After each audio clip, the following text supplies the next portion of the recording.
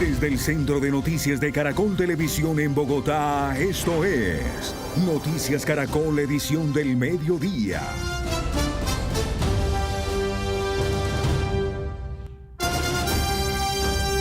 Ojo a esto, Juliana, tan solo 7 días del inicio del Mundial, el Ministerio de Salud y la Organización Panamericana de la Salud hicieron un llamado a los turistas para revisar sus esquemas de vacunación contra el sarampión. Y esta petición se origina en el brote que viven varios países por esta enfermedad. En el siguiente informe les explicamos cuántas dosis se requieren y qué países están en alerta. Además de la camiseta de la Selección Colombia y toda la indumentaria mundialista, si usted es viajero con destino a México o Estados Unidos de cara al Mundial, no puede olvidar verificar su carnet de vacunación. Los niños deben estar vacunados con una dosis antes del primer año y otra como refuerzo entre los 4 y 6 años de edad. Y los adultos nacidos después de 1957 que no tengan evidencia de haber recibido el esquema deben recibir al menos una dosis. Los viajeros que van a ir al Mundial a 7 días de iniciar como tal este evento deportivo, ¿aún están a tiempo de aplicarse esa dosis? Mejor ahora que nunca. Sin embargo, la recomendación es vacunarse al menos 2 semanas antes, ¿ya? Para completar el esquema. Y si una persona tiene solo una dosis, la idea es que se planifique con más tiempo para que pueda recibir las 2 dosis. Sin embargo, si es que no lo han hecho, si tienen dudas, siempre va a ser mejor que se vacune porque igual va a desarrollar parte de la inmunidad en este tiempo y la protección se va a alcanzar entre los 10 y los 14 días. ¿Pero por qué se vuelve a hablar de sarampión? La Organización Mundial de la Salud declaró un nuevo brote en las últimas semanas como emergencia de salud pública en más de 50 países. En algunos ya estaba erradicada la enfermedad.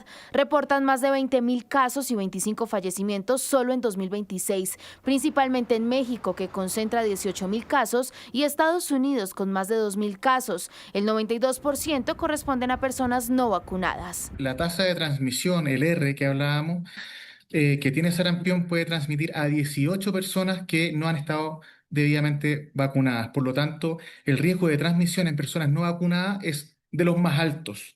Colombia cuenta con más de 3.000 puntos de vacunación en donde usted puede acceder a la dosis o comprobar si ya había recibido la vacuna. Además, debe estar alerta a síntomas como fiebre, brote en la piel, tos, congestión nasal y ojos rojos. Se puede contagiar, se transmite por el aire, se transmite por contacto persona a persona, por secreciones, al hablar, al respirar. Producimos micropartículas, producimos aerosoles, más o menos del tamaño de 5 micras o más pequeñas, muy pequeñitas, no las vemos y ahí puede estar el virus. A pesar de registrar 7 casos importados, Colombia mantiene el estatus de eliminación de la enfermedad porque aún no hay transmisión comunitaria permanente.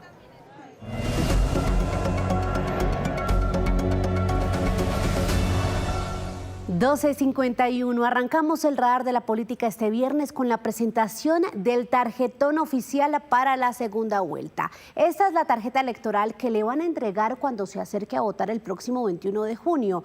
¿Por qué este orden? Pues nos explica la registraduría que para la segunda vuelta no se hizo sorteo de ubicación y lo que se hace es acoger el orden del sorteo realizado para la primera vuelta, en el que, recordemos, Iván Cepeda y su fórmula Aida Quilcue tenían el primer lugar. Como pasaron a segunda vuelta, pues ahí ustedes ven, lo mantienen, y el segundo lugar en el tarjetón está la fórmula de Abelardo de la Espriella y José Manuel Restrepo. Finalmente está la casilla del voto en blanco. Vamos a escuchar al registrador Hernán Penagos, que habló sobre la presentación del tarjetón oficial. El campo de los 2 candidatos y un tercer campo del voto en blanco.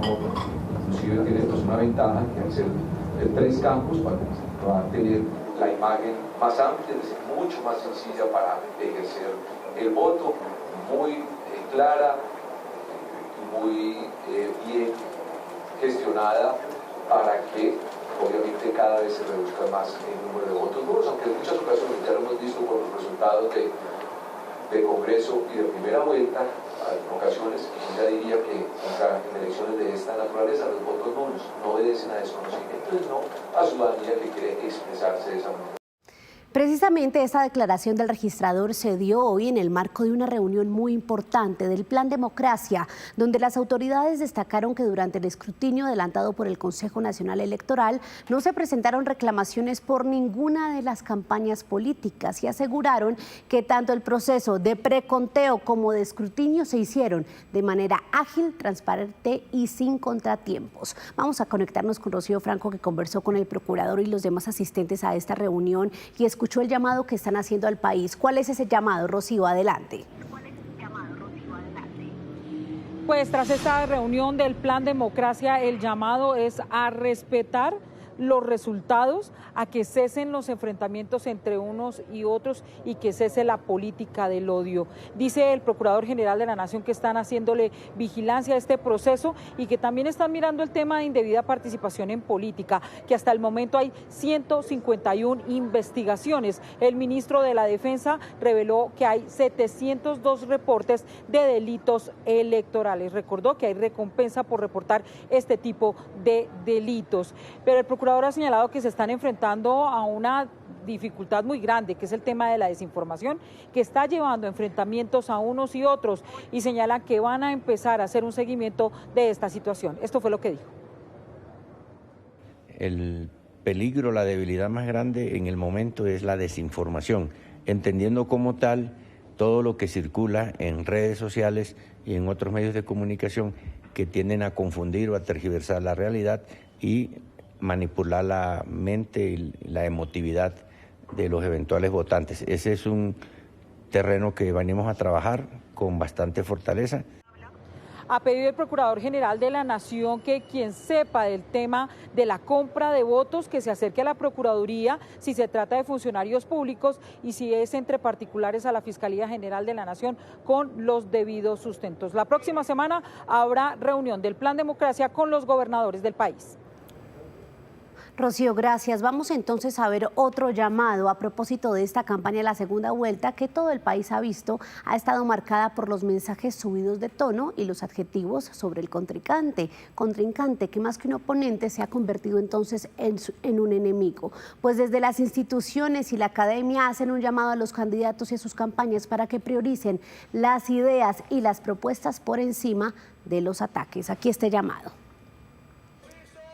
El efecto inmediato de la primera vuelta fue la profundización de la polarización en el país, con fuertes mensajes desde ambas campañas, un ambiente de crispación que, según la misión de observación electoral, empaña las ideas y propuestas por las que los colombianos deberían decidir en una segunda vuelta presidencial.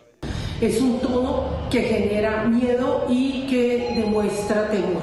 La invitación que hacemos desde la misión de observación electoral es modificar este tono de la conversación y centrar el mismo en el debate de ideas, en el debate de propuestas, para no afectar la tranquilidad. Para analistas, el enfoque debe ser las posturas sobre temas trascendentales para el país, como la educación, la seguridad y la economía, y no los ataques a través de discursos y redes sociales. El campanazo de alerta fueron los discursos del pasado domingo, donde tanto una campaña como la otra, en vez de reconocer las victorias de pasar una segunda vuelta, se dedicaron a calificar con epítetos al oponente, que ya en esta arena política no son oponentes sino enemigos, y el debate democrático se ha convertido en un campo de batalla. Yo creo que así no es la política es póngase de acuerdo, concerte con el otro, si hay que ceder, toca ceder, porque de eso se trata. La academia también hace hincapié en el fortalecimiento de la democracia. En los últimos años ha habido un proceso a través del cual hemos llegado a lo que uno podría denominar una política existencial, es decir, en la que la victoria del contrario, del opositor, es considerado como una amenaza existencial para aquellos que pierden. Eso lleva a mayor desespero y claramente también a recurrir incluso a posiciones de violencia para evitar que sean esos contrarios los que lleguen al poder. Y a pocos días de esta segunda vuelta presidencial, el llamado de los expertos a Iván Cepeda y a Abelardo de la Espriella es dejar la polarización por fuera de los discursos políticos. Muy importante este llamado y vamos a ver en qué anda cada una de las campañas. Los candidatos a la presidencia, hoy Iván Cepeda está reanudando su agenda en las regiones. Su primera parada de correría de cara a la segunda vuelta será la Gran Marcha Carnaval por el Agua y la Vida, que se llevará hoy a cabo en Ibagué, Tolima, a las 4 de la tarde. Mientras tanto, su equipo define nuevas estrategias para atraer al centro y a los indecisos. Luego de desmarcarse completamente de la propuesta de la constituyente, hoy su jefe de debate, María José Pizarro, dijo aquí en Noticias Caracol que están revisando la política de la paz total, precisamente porque sus resultados no han sido los esperados. La política de paz, teniendo un análisis concienzudo en sus resultados, pues por supuesto nos puede llevar a reconducir aspectos que no hayan funcionado de la paz total. Ahora, yo creo que el país tiene que tener muy claro que una cosa es la política de seguridad, es decir, la lucha contra el crimen, la lucha contra los bandidos, la lucha contra las mafias, la lucha contra el narcotráfico, y otra cosa, pues por supuesto, es una política de paz que, entre otras, todos los gobiernos lo han tenido. No tiene que ser la política de paz total exactamente con el mismo nombre y con la misma metodología. Y vamos a ver la otra campaña, la de Abelardo de la Espriella, que ratificó que no va a hacer alianzas con partidos políticos tradicionales. Les dio un nuevo portazo luego de que el Partido Demócrata le manifestara su respaldo para la segunda vuelta. La campaña está enfocada en dejar claras sus diferencias con las propuestas de Iván Cepeda. Rodrigo Lara, uno de sus estrategas, habló en Noticias Caracol sobre cómo el desmonte de la propuesta de la Asamblea Nacional Constituyente por parte del gobierno representa una contradicción de ese sector. Esto no es un cambio de convicciones. Ellos desde el mes de diciembre vienen diciendo que esto hace parte central del proceso de transformación que ellos representan. Es decir, es un simple aplazamiento táctico, es un simple estratagema. ¿Por qué fue tan importante para ellos el proceso constituyente hasta hace unos días y a partir de hoy ya no lo es? Los colombianos no son bobos. Los colombianos no son ingenuos. Los colombianos vieron de qué manera y con qué ahínco lo promovieron desde la presidencia de la República.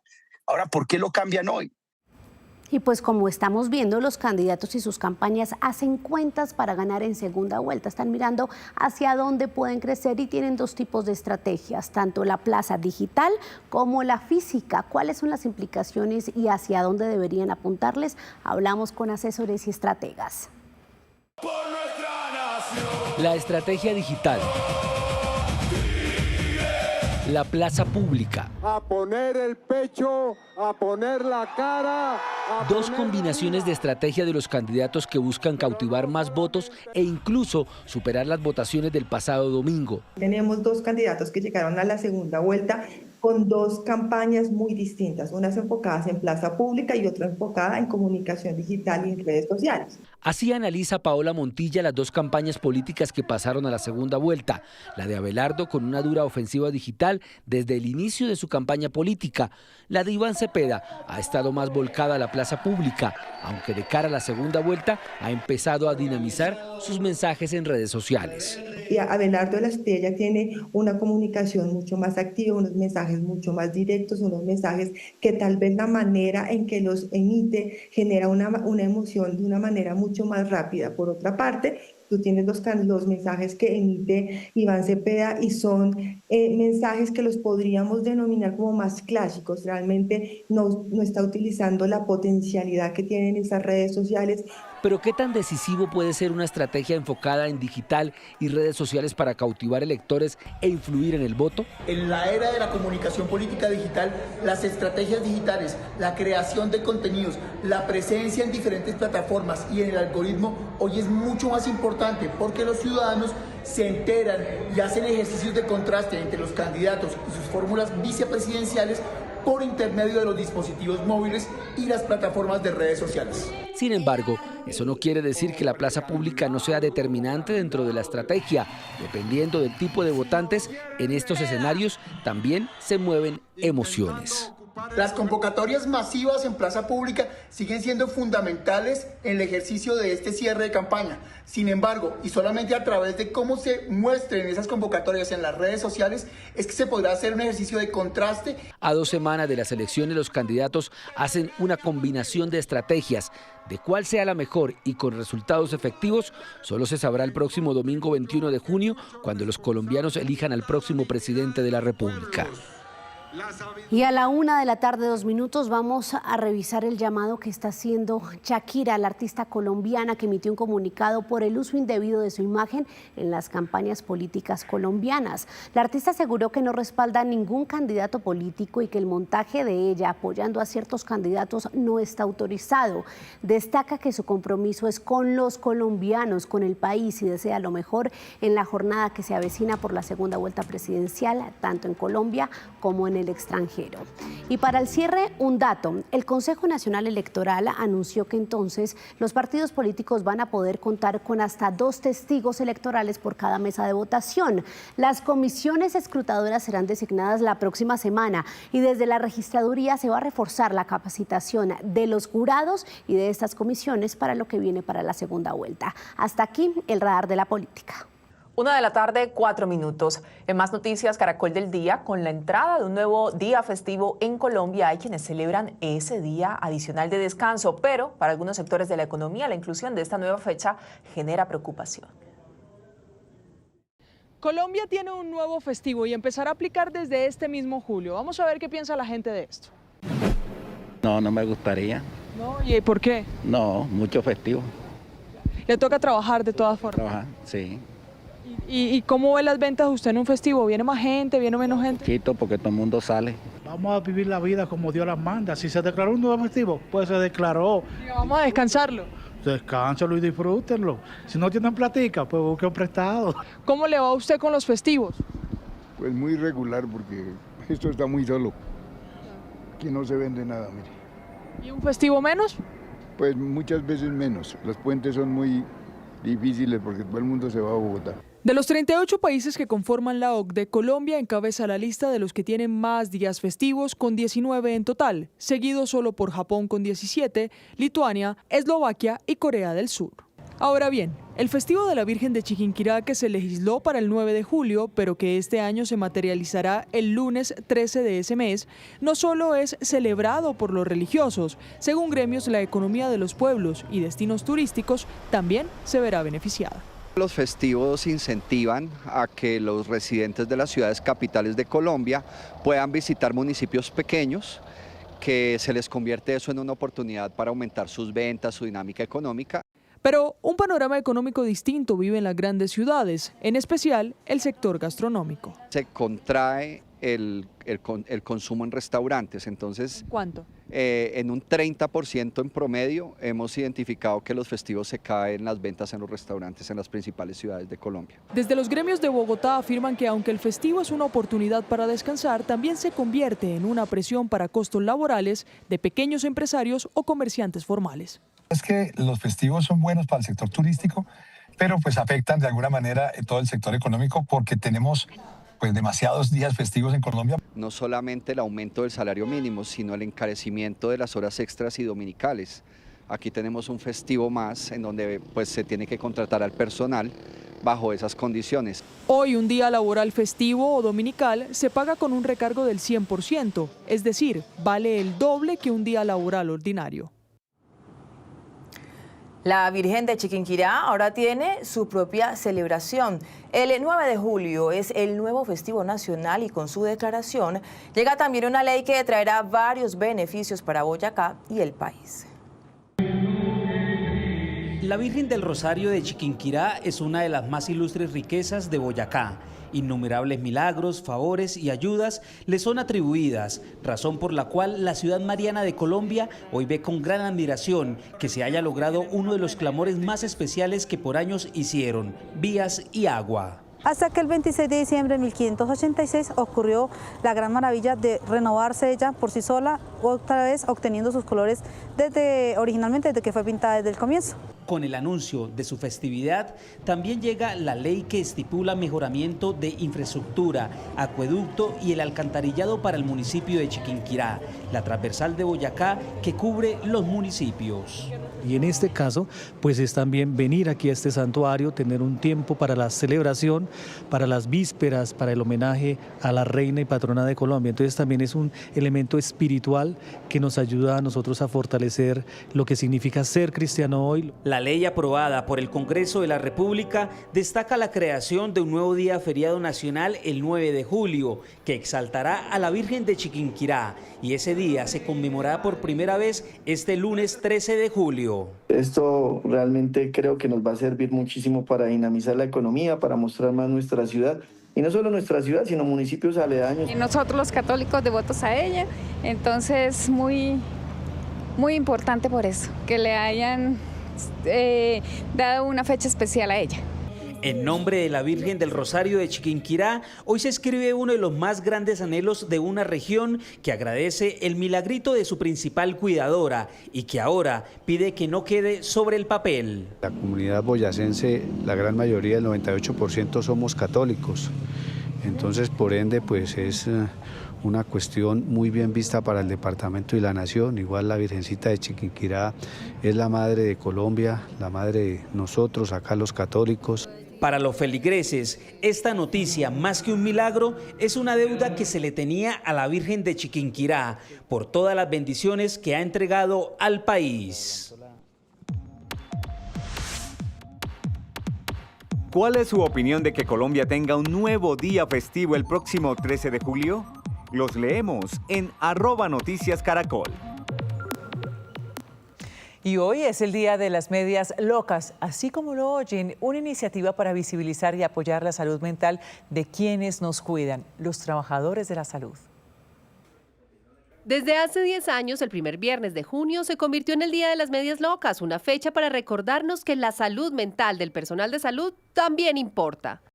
La situación en los trabajadores de la salud en temas de salud mental es bastante preocupante.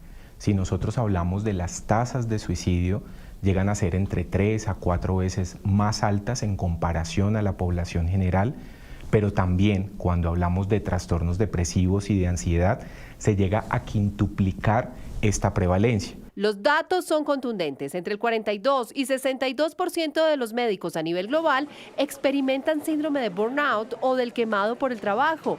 Son muchos los factores de riesgo, no solo individuales, sino también relacionados con las condiciones laborales, crisis en los sistemas de salud, que sumados a la alta presión, por ejemplo en servicios como los quirúrgicos o de urgencias, aumentan el riesgo de problemas emocionales.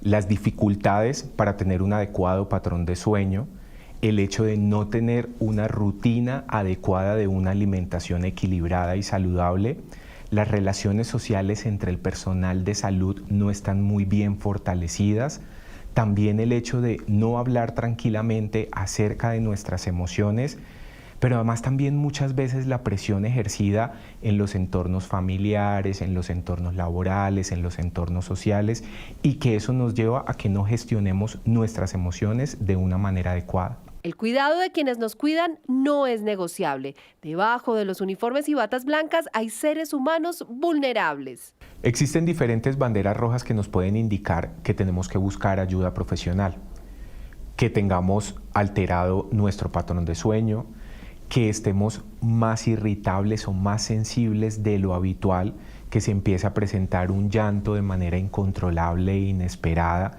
que empecemos a aislarnos, a compartir menos con nuestro entorno y a tener precisamente dificultades para relacionarnos con los demás. Medias locas para romper el estigma, llamar la atención y abrir una conversación necesaria. Una empresa nacional, Saeta, será la encargada de vestir a Haití, uno de los 48 equipos que disputarán la Copa del Mundo. Esta es la historia. En medio de máquinas de coser, fileteadoras, hilos, telas y agujas, hay más de 50 mujeres cabeza de hogar que diseñan, cortan, cosen y bordan la piel de un país que después de 52 años regresa al Mundial de Fútbol.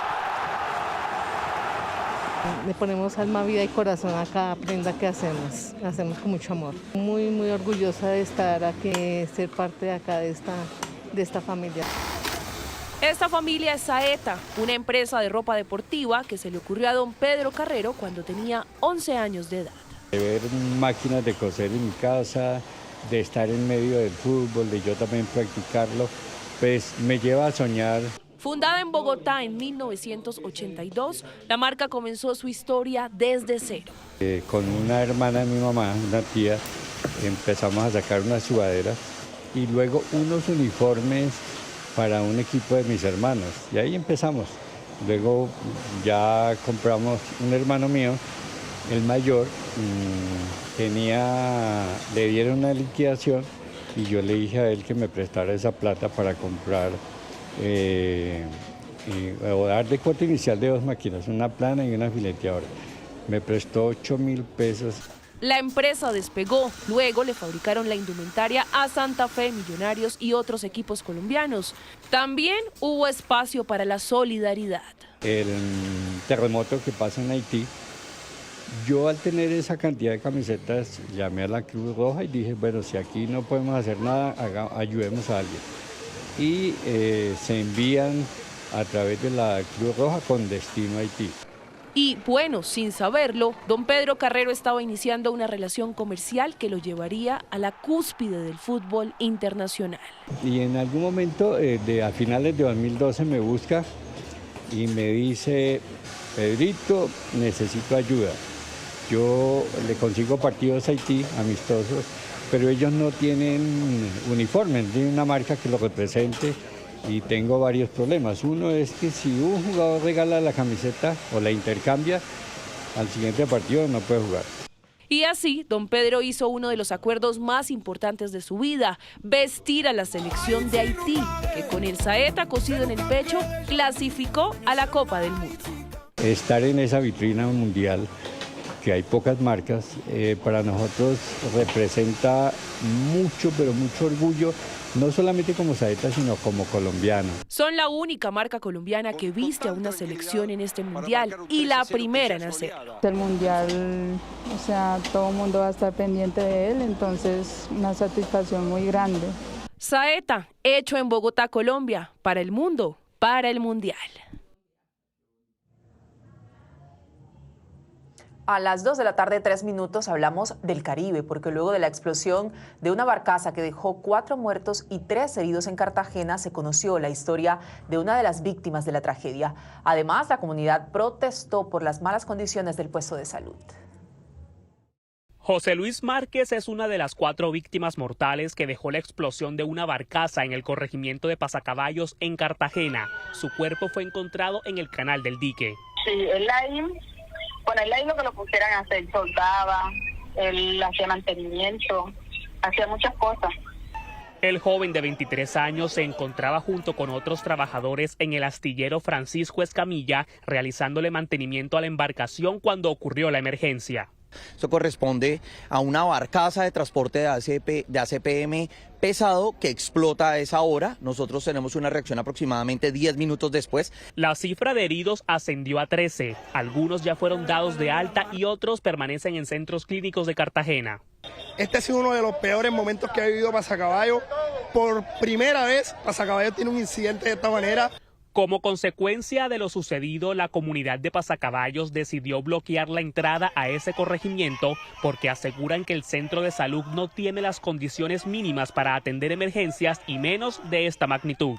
Ya reiterativamente la comunidad ha venido exigiendo a las autoridades competentes, a la alcaldía, al mismo gobierno sobre la construcción de un hospital que dignifique la atención de toda la comunidad de Pasacaballo. Por el momento hay restricción en la navegación para grandes embarcaciones porque debido a la explosión un cable eléctrico quedó atravesado en el canal del dique. También hay fallas en el servicio de energía.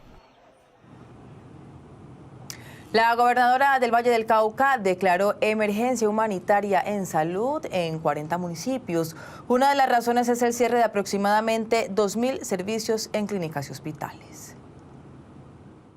La pérdida del talento humano y una ocupación de más del 200% en los servicios de alta complejidad y urgencias son algunas de las razones que llevaron a la Gobernación del Valle del Cauca a declarar la emergencia humanitaria. Las entidades promotoras y prestadoras de servicios de salud e instituciones deberán adoptar medidas de contingencia inmediatas y extraordinarias. Nosotros no vamos a cerrar las puertas, pero lógicamente va a haber un momento en que ya no vamos a poder atender más pacientes. Ante la grave situación, la Secretaría de Salud del Valle anunció que interpondrá una acción popular ante el Ministerio de Salud y la ADRES. Hemos analizado la situación de la prestación de servicios de salud, la desatención de los pacientes y sobre todo la sobreocupación de los servicios de urgencia de la red pública y privada en todos los niveles de atención. Según el defensor del paciente de Cali, a corte del 31 de mayo se registran más de 10.000 quejas de usuarios de las EPS, principalmente por la no programación de citas. El segundo requerimiento que más frecuente nos hacen es la no entrega oportuna de medicamentos e insumos. Eso corresponde a un 14% frente a las quejas reportadas en la Secretaría de Salud. El grupo de mamás de pacientes con enfermedades huérfanas cumplieron un año de plantones. Aseguran que si no tienen respuestas, seguirán presentes en la sede de Supersalud durante todo el fin de semana. Hemos tenido varias mesas, este es el plantón número 11. En las mesas de trabajo siempre se quedan acuerdos, actas firmadas con unos compromisos que realmente no se cumplen. Debido a esta situación, la red de salud del Valle estará en alerta amarilla durante los próximos días. Con la decisión de la Corte Suprema de Justicia que ratificó la condena a 28 años de cárcel contra Santiago Uribe por el caso de los 12 apóstoles, también se conocieron los salvamentos de voto de 2 magistrados que indican que uno de los delitos por los que fue condenado el ganadero no puede ser considerado crimen de lesa humanidad. Este es el salvamento parcial de voto de los magistrados Gerardo Barbosa y José Joaquín Urbano a la decisión de la Corte Suprema de Justicia, en donde se confirma la condena a 28 años de cárcel contra el ganadero Santiago Uribe por los delitos de homicidio por el caso de la muerte del conductor Camilo Barrientos y concierto para delinquir agravado por sus nexos con el grupo paramilitar de los 12 apóstoles. En el documento, los magistrados señalan que en lo relacionado con el delito de concierto para delinquir agravado se considera que no es un crimen de lesa humanidad, que no tiene la calidad de imprescriptible y que en este caso concreto está prescrito. Para este alto tribunal y teniendo en cuenta la jurisprudencia colombiana, deben reunirse varios presupuestos para que se le otorgue la calidad de lesa humanidad a un delito. Expertos explican cuáles son algunos de esos requisitos. Los delitos de lesa humanidad son hechos punibles como el asesinato, la esclavitud, la tortura, la desaparición forzada, el desplazamiento, la violación, la explotación sexual, la persecución con fines políticos que se cometen contra la población civil sin que se encuentre dentro de un conflicto armado. Estos delitos se hacen de manera generalizada y sistemática, a gran escala. Aun cuando la jurisprudencia de la Corte Suprema de Justicia también ha señalado que tienen el carácter de delitos de lesa humanidad los conexos con ellos. Sin embargo, la ley penal colombiana no ha señalado exactamente cuáles son esos delitos conexos. Por tanto, ahí hay un verdadero vacío normativo. Sin embargo, según señala la decisión de la Corte, en el caso del homicidio del conductor Camilo Barrientos en 1994, se demostró la participación de Santiago Uribe como coautor impropio, ya que varios testigos dieron cuenta de la existencia de una lista en la que estaba incluido Barrientos por ser considerado auxiliador de la guerrilla y que además varios de esos testigos señalaron al ganadero de proporcionar los medios para que se ejecutara el crimen. 2 de la tarde, 10 minutos. En Medellín hay revuelo por una noticia judicial que involucra al cantante de reggaetón Blessd. La fiscalía imputará el delito de secuestro extorsivo al artista y a su manager porque presuntamente habrían intimidado y amenazado a Yo Me Llamo Blessd para que dejara de imitarlo. Los detalles en el siguiente informe. Este caso se remonta al 2022 cuando el cantante de reggaetón Blessd y su manager Dímelo Jara habrían citado a una reunión a Andrés Sánchez, conocido como Yo Me Llamo Ozuna, y a un imitador de Blessd. Cabe aclarar que Yo Me Llamo Ozuna asistió en su momento como representante del reggaetonero paisa Yo Me Llamo Blessd. Según la denuncia, los dos hombres fueron retenidos en contra de su voluntad en la disquera del cantante de reggaetón en Medellín, lugar en el que los habrían amenazado con armas de fuego y agredido físicamente cuando intentaron grabar la situación. Mi representado fue privado de la libertad, de su libre locomoción. a raíz de un tema contractual donde exigían la firma de un contrato y no usufructuar a Yo Me Llamo Bless, quien es un imitador donde él era el manager en su momento. Estaban pidiendo que no cantara más, que no vendiera más shows y que no explotara su talento, por decirlo de alguna forma. Por estos hechos, la Fiscalía citó para el próximo 9 de junio al artista y a su manager a una audiencia de imputación de cargos por secuestro extorsivo y además una petición de medida de aseguramiento. Noticias Caracol conversó con el abogado de Bless, el cual aseguró que el artista nunca estuvo en esa mencionada reunión. Con mucha sorpresa, Juan Camilo, por cuanto estos hechos habían sido casi que esclarecidos hace más de 2 años y medio, 3 años. La denuncia se origina en el año 2022, la denuncia de André Felipe Sánchez, en donde él reconoce de manera expresa que en ningún momento participó el artista Steven Mesa Londoño en el desarrollo de una reunión en la cual se generó una controversia por el uso inadecuado de la imagen del artista Bless. Por estos hechos, que aún son materia de investigación, el cantante Bless podría pagar hasta 38 años de prisión. A la audiencia de imputación de cargos fueron citadas 2 personas más.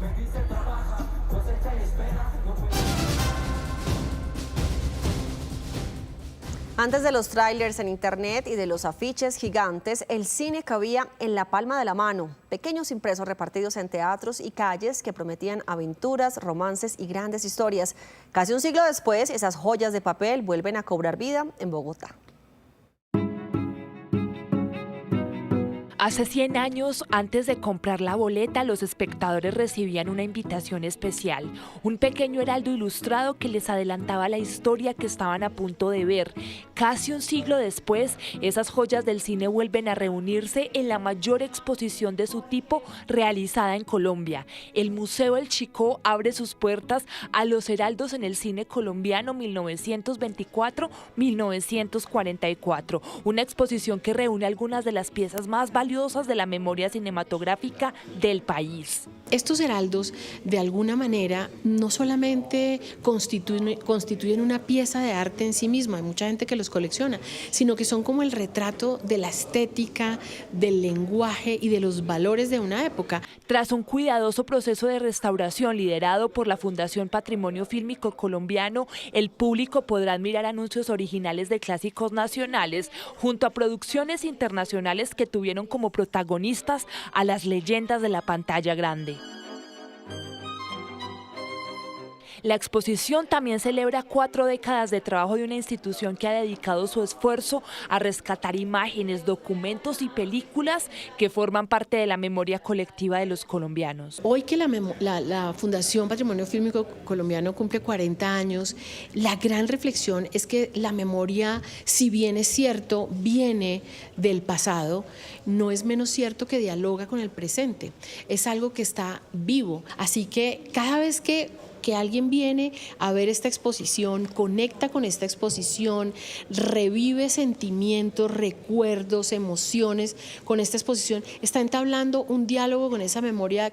Y la experiencia no termina en las vitrinas. Durante varias semanas el museo proyectará películas restauradas que exploran la relación entre el ser humano y la naturaleza, permitiendo que estas historias vuelvan a encontrarse con el público. Porque a veces creemos que el patrimonio son solo las películas, y no, el patrimonio también son todos estos documentos anexos y conexos que hacen parte de esa historia, los guiones, los carteles, los anuncios de prensa, que sirven muchísimo para procesos de investigación. Son fragmentos de papel que sobrevivieron al tiempo y que hoy nos recuerdan que el cine no solo se ve, también se conserva, se comparte y se convierte en memoria.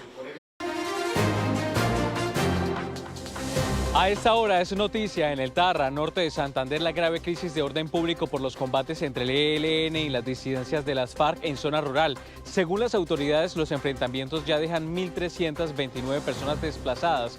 La mayor preocupación se concentra en el corregimiento de Filo Gringo, donde en las últimas horas integrantes de las disidencias realizaron una incursión armada en la comunidad y grabaron en video su presencia en el territorio.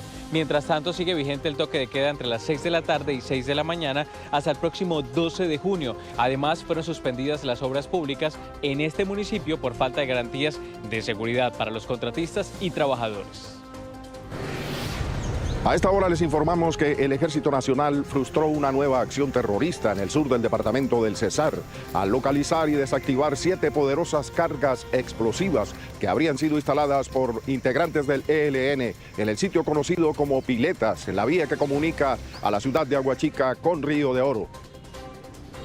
A esta hora es noticia un hostigamiento contra embarcaciones de la Armada mientras desarrollaban patrullajes fluviales sobre el río San Juan en inmediaciones del departamento del Chocó. El ataque con ametralladoras, granadas y ráfagas de fusil no dejó víctimas, pero puso en riesgo la integridad de las tropas y el personal médico a bordo del buque hospital Bencos Biojó, que transitaba por el área como parte de una misión médica.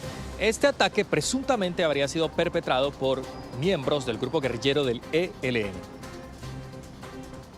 John Alex, gracias. Volvemos al Caribe. Comenzó la Feria Nacional de la Ganadería en Montería, el encuentro agropecuario más importante de la región, donde las ganaderías especializadas del sector competirán con sus mejores ejemplares durante 10 días. En la pista principal del Coliseo de Ferias de Montería comenzaron hoy las exhibiciones de los mejores ejemplares de las ganaderías de Colombia. La Feria Nacional de Ganadería es un referente a nivel nacional, ya que estamos ubicados aquí en nuestro municipio, Montería, el departamento Córdoba, cuna de ganaderas, cuna de ganaderos, y es un gran motor para la economía. La cita reúne una completa agenda de actividades empresariales, intercambios comerciales y espacios de formación técnica para el sector agropecuario. Hoy estamos presentes en la Feria Nacional Ganadera de Montería con 2 toretes, 6 novillas y 4 vacas. Es una representación bastante importante de Centrales Genética Alicante. Son más de 1000 ejemplares de las ganaderías del Caribe y de Colombia que llegan a la pista principal del Coliseo de Ferias Miguel Villamil a conquistar tanto al público como los jurados de la feria. Las características que manejamos o encontramos en el grid es básicamente excepcionales, lindas para trabajar en este clima caluroso, porque el grid es rústico, es un animal adaptado. Esta es una fiesta que pasó de 5 días, la convertimos en una fiesta de 10 días. Y que no solamente fuera tradición ganadera, sino que le metimos el sector de la cultura con los premios Bonches de Oro. Garantizamos la participación de los 30 municipios. La feria se extenderá hasta el próximo 15 de junio y la entrada al Coliseo es completamente gratis. ¿Cómo será Colombia dentro de 25 años? ¿Qué pasará con la educación, la seguridad, el agua o la tecnología? Un nuevo proyecto editorial reúne a 65 expertos que intentan responder a esas preguntas y abrir una conversación sobre el futuro del país.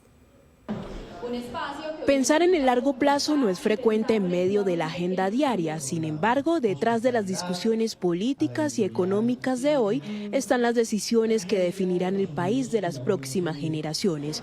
Por eso nació Colombia 2050, una publicación que reúne análisis y propuestas sobre los principales desafíos nacionales. Se trata de una apuesta al futuro, se trata un poco de dejar ese empantanamiento en que estamos en el pasado, en odios, en rencores, en extremismo, en radicalización, en una estrategia además muy plural.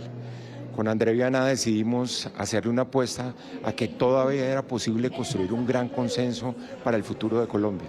Queremos que este libro sea el punto de partida de un puente que sirva, por ejemplo, para el empalme de gobierno. Es un libro que va a servir muchísimo, creemos, a partir del 22 de junio y del 7 de agosto. Y que va a durar por 25 años. La iniciativa integra expertos en democracia, equidad, seguridad, medio ambiente, regiones, tecnología y economía pública. Son 65 voces, todas de orígenes distintos, trayectorias distintas, tendencias políticas ideológicas distintas, edades distintas, que se sentaron a conversar, a tener discusiones difíciles, incómodas, para llegar a puntos constructivos respecto de los sectores, los problemas y los fenómenos que hoy definen Colombia, pero que las decisiones sobre esos puntos son las que van a transformar nuestro futuro. Y en un espacio de conversación, los autores compartieron algunas de las reflexiones que proyectan el país hacia mediados de siglo. Esta es una propuesta súper interesante porque es una reflexión de cómo el sistema es capaz de aprender de sí mismo. Si estamos de acuerdo en lo fundamental y es que la educación sea el vehículo, el camino más que un vehículo, el camino para desarrollar un proyecto de vida florecer y crecer, pues estamos de acuerdo que hay que hablar de los contenidos, de la pertinencia, de la conexión entre la formación para lograr ese proyecto futuro posible de vida. En medio de este diálogo se propone una pregunta de fondo: ¿cómo construir desde hoy la Colombia que existirá en 2050, en momentos en el que el país sigue concentrado en las decisiones del presente?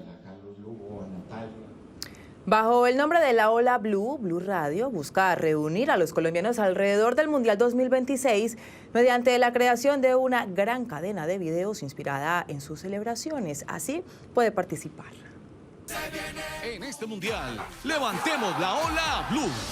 Esta es la otra forma que ideó Blue Radio para que toda Colombia pueda vivir el Mundial de Fútbol que se va a jugar en México, Canadá y Estados Unidos. Si no puedes ir, si no puedes viajar y si quieres apoyar a nuestra selección Colombia y los diferentes partidos de fútbol que vamos a transmitir en Blue Radio, sube un video haciendo una ola. Solo debes grabar un video haciendo la ola. La subes a bluradio.com/laolablue y vas a ser parte de nuestras pantallas y de las promociones de la Copa del Mundo. Muy bien. Vamos a apoyar, por supuesto, a la selección Colombia en este Mundial. Bueno, la ola se siente, la Ola Blue. En este Mundial, levantemos la Ola Blue. Una ola con la que Blue Radio espera mover la emoción del fútbol y el apoyo a la selección Colombia desde nuestro país. Les contamos que en Valledupar avanza la cuarta versión de la Feria del Libro, que este año rinde homenaje al maestro Rafael Escalona por el centenario de su natalicio y a otros personajes del Caribe colombiano. La Feria del Libro de Valledupar, Felba, abrió un nuevo capítulo de su historia donde los niños han sido los protagonistas de combinar la literatura con la música. Reconozco la importancia que tiene la literatura como un ente educador y cuando lo mezclamos con nuestra cultura, en estos momentos el vallenato, creo que lo podemos acercar mucho más a los niños y eso es lo que está haciendo Felba en este año. Con la Felba, la emblemática Plaza Alfonso López de Valledupar se convierte en una biblioteca a cielo abierto donde las editoriales ofrecen todo tipo de obras, libros científicos y literatura. Tenemos una muestra editorial de aproximadamente 10.000 libros distribuidos aquí en la Casa de la Cultura de Valledupar y en la Plaza Alfonso López, con 18 editoriales y librerías, tanto de la ciudad, de la región Caribe y de diferentes partes de Colombia. Los escritores locales tienen su espacio especial para exponer sus obras. Valledupar es un pueblo que necesita mucha poesía y que no puede quedarse viviendo en 100 años de soledad ni en Macondo, sino que necesita avanzar y reconocer a sus escritores jóvenes, a sus nuevas voces. Los diferentes autores, los libros interesantes que hay, ya que va de literatura, entre otros libros que hay con otras temáticas, me parece muy chévere. En la Felba, que se extiende hasta el domingo, hay programados 73 eventos entre charlas y conferencias con 100 invitados locales y nacionales. En una exploración artística de la selva colombiana, el artista bogotano Tomás Bermúdez inauguró anoche su exposición en solitario La distancia necesaria. Pues David Molina conoció esta muestra que nos embarca en un viaje natural desde el Carboncillo. La Galería SN en el barrio La Macarena de Bogotá convirtió sus paredes en grandes ventanales de selva tropical colombiana. Esos tupidos ecosistemas en blanco y negro son creaciones de Tomás Bermúdez, que a modo de remembranza nos sumerge en esas junglas imaginadas. Estas son obras grandes, son de 2 metros por 1,65 y me interesa hacer obras en las que uno se pueda relacionar con la imagen, no solo desde las ideas, sino también con el cuerpo, que sea una correspondencia física más que solamente intelectual. Y están hechas en carboncillo que hago yo, que es madera que yo recojo y quemo, y me interesa pues, usar madera para representar un bosque. La Galería SN desde hace 10 años busca retornar a esos básicos de la plástica, reivindicar el papel del dibujo y la pintura en el arte actual. Esta galería yo creo que en un punto donde la pintura en Colombia estaba casi muerta. Era como la idea de darle un espacio, un lugar a la pintura para que floreciera, reviviera. Y yo creo que la propuesta de la galería, que siempre ha sido bastante interesante, es un poco poder conectar a los artistas de la generación que surgió de la Universidad de los Andes durante la época en la que mi mamá fue profesora, con maestros y maestras de la generación de mi abuela Ana Mercedes, por ejemplo, los que tenemos hoy en día, Maripaz Jaramillo, Margarita Gutiérrez, Momo del Villar, toda esta generación de artistas que de cierta forma no han tenido el reconocimiento que merecen. El arte de Bermúdez, con detalle taxonómico y botánico, es otra forma de ver esa exuberancia que caracteriza a nuestro país. A mí me interesan mucho las políticas que buscan reivindicar nuestro patrimonio natural y pintar Colombia como un país pues, que es un destino turístico tropical. Me interesa hablar de eso. Los panoramas de Tomás Bermúdez, junto con otras propuestas artísticas modernas y contemporáneas de Colombia, están disponibles en la Galería SN, un espacio que se articula con la amplia oferta cultural de la Macarena en el centro de la capital. Noticias Caracol. Antes de despedirnos, una triste noticia. Fueron recuperados los cuerpos de 5 de los mineros que habían quedado atrapados en la mina San Antonio 3 en Sutatausa, Cundinamarca. Las labores de rescate continúan a esta hora para evacuar a un trabajador más que permanece en ese lugar. A sus familias, toda nuestra solidaridad.